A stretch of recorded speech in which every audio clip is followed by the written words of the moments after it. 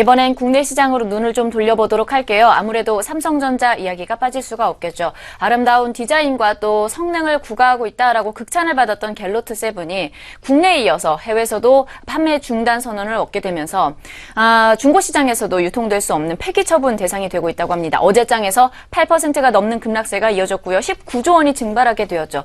오늘 현재 시각대는 0.19%가 내리고 있습니다. 154만 2천 원 선을 가리키고 있는데 시장에 미치는 여파 어떠한지 좀 점검을 해볼까요? 네, 상당한 충격이죠. 삼성전자의 현재 애플의 아이폰 7에 대응하기 위한 회심작이었습니다. 그것이 불과 출시 54일 만에 결국 단종의 수순을 걷게 됐다는 건데, 우리나라를 대표하는, 또 우리나라 입장에서 봤을 때 한편 자랑스러울 수도 있는 그런 제품이 그러한 질곡을 처참하게 겪게 됐다는 것에서 삼성전자뿐만 아니라 국가 전체의 차원에서도 사실은 위기일 수 있는 그런 쇼크였었습니다. 여기서 주식을 하는 입장에서 봤을 때 삼성전자가 갖게 되는 손실 규모에 대한 전반적인 윤곽을 좀 잡아놓고 그리고 봐야 될 것 같습니다. 오늘 기관이 좀 받아주면서 삼성 외국인들의 매물이죠. 그걸 받아주면서 장중 낙폭을 줄이긴 줄었지만 그 여파가 완전히 끝난 것 같지는 않습니다. 그와 관련돼서 손실의 규모 정확할 수는 없습니다만은 전반적인 윤곽을 잡을 필요가 있어서 제 나름대로 준비를 좀 해봤습니다. 일단 손실 규모를 추정을 좀 해볼 필요가 있다는 건데 1년 기준으로 봤습니다. 몇 가지 손실로 나눠볼 수 있다는 거죠. 직접적인 손실, 또 그 계속 뒤따라가는 손실 해서 1차, 2차, 3차 손실로 이제 봐야 된다는 건데요. 1차 손실은 뭐 판매나 생산 중단에 따른 직접적인 피해를 의미한다 할 수 있겠습니다. 갤럭시 노트 7 같은 경우에 1,500만 대 정도를 생산해서 판매할 것을 예상했다 했던 건데요. 그것이 전면적으로 그것이 불가능하게 됐죠. 모두 다 폐기를 해야 되고 하니까요. 그와 관련된 직접적인 손실이 되겠습니다. 작게는 연간 단위로 봤을 때 2조 원 내지 3조 원 정도, 그것이 이제 금년 한 해만 그친다면 모르겠지만 몇 년 지속될 수가 있기 때문에 다른 기종에 부정적인 영향을 미칠 수 있어서 1년 단위로 봤을 때 2조, 3조지만 그 이상 될 수 있다는 것 하고요.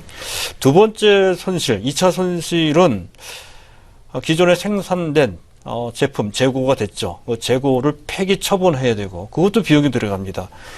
그리고 리콜 할 때도 그와 관련된 비용이 또 들어가죠. 더 나아가서 각종 또 위약금을 물 수도 있습니다. 뭐 그런 것과 관련된 후속된 비용이라 하겠습니다. 그것도 연간 단위로 따진다면 최대 1조 원 가까이 올라갈 수 있다는 것이죠. 물론 이 비용은 1년 한 해 정도로 그칠 가능성이 좀 큰 편인 것 같습니다. 두 번째, 세 번째, 3차 손실입니다. 이것은 예측하기 현재 측정이 불가능한 영역이기는 합니다. 가령 현재 지금 브랜드 이미지가 크게 손상될 수 있다는 것이죠. 신뢰가 또 훼손돼서 그와 관련된 주문이 격감할 수 있는 위험성이 내재되어 있다, 잠재되어 있다는 것이죠. 가령 브랜드 가치는 사실 얼마 전 글로벌 브랜드 조사 기관인 인터브랜드에서 삼성전자의 브랜드 가치를 518억 달러, 한화로 따지면 55조 넘어가는 것 같습니다. 57조 원, 58조 원 정도 되는 것 같은데요. 그런 정도의 브랜드를 가치를 갖고 있는 것이 삼성전자입니다. 세계 7위죠. 이 브랜드 가치의 상당 부분이 훼손될 수가 있다는 것이죠. 그 훼손되는 정도 얼마인지는 알 수는 없습니다. 하지만 상당 부분 크다는 것을 짐작할 수 있다는 것이고요. 또 보이지 않는 신뢰 훼손에 따라서 주문 격감을 한다든 하는 것도 또한 잠재된 손실이라고 볼 수가 있습니다. 1차, 2차, 3차를 다 약간 추상적이긴 하지만 그것이 시장의 가치, 즉 현재 시총에 어느 정도 피해를 주는지 손상을 주는지 이것도 한번 가늠을 좀 해볼 필요가 있다는 건데요. 그 훼손 기간을 총 한 3년 정도로 볼 필요가 있다는 것이죠. 해서 앞에서 말씀드린 1, 2, 3차를 통틀어 얻을 수 있는 받을 수 있는 그런 손실 규모는 최대한입니다. 최악의 경우까지를 이제 가정을 했을 때 10조 원 내지 12조 원 정도, 그것도 영업이익 기준입니다. 영업이익이 그런 정도로 격감할 수 있다 하는 것이 영업이익 기준으로 봤을 때 10조 원 내지 12조 원 정도. 그것을 3년 정도로 봤으니까요. 3년으로 평균으로 나눌 필요가 있습니다. 물론 최초 연수가 가장 큰 피해를 보겠죠. 지금부터입니다.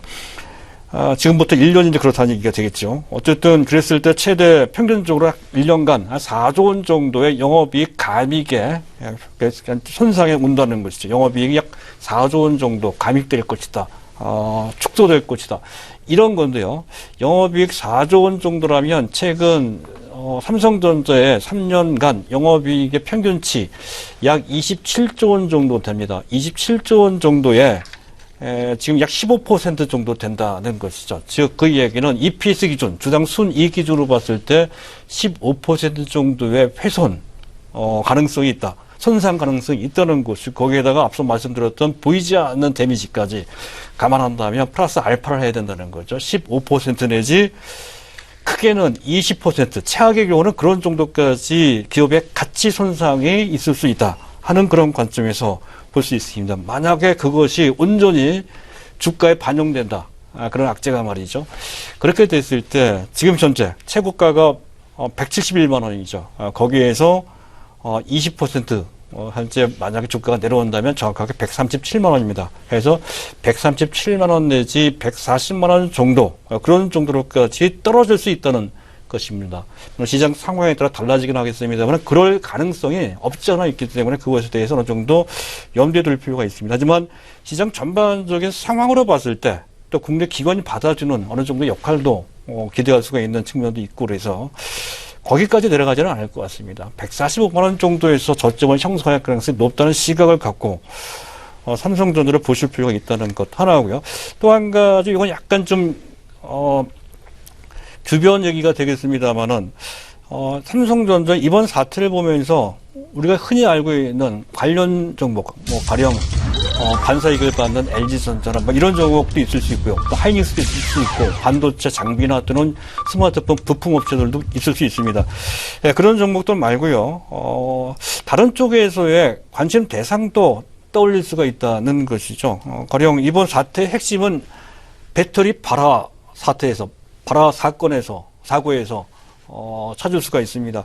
배터리 발화는 결국에는 제가 내용을 쭉 보니까요. 결국 현재 제조 과정에서의 효율성 그리고 비용 절감 차원에서 그동안 삼성전자가 계속 끌고 왔었던 다중 공급처에서 부품을 공급받는 방식 이 방식보다는 그 서플라이 체인을 내재화시켜서 자체에서 공급하는 방식으로 바뀌는 좀 무리한 내재화를 통해서 이러한 실수가 나온 것으로 추정이 됩니다. 그렇게 된다면 이번 사태 이후에는 삼성전자가 그 전에 서플라이 체인 방식, 즉 현재 다중 공급처에서 부품을 제공받는 방식으로 환원될 소지가 높다.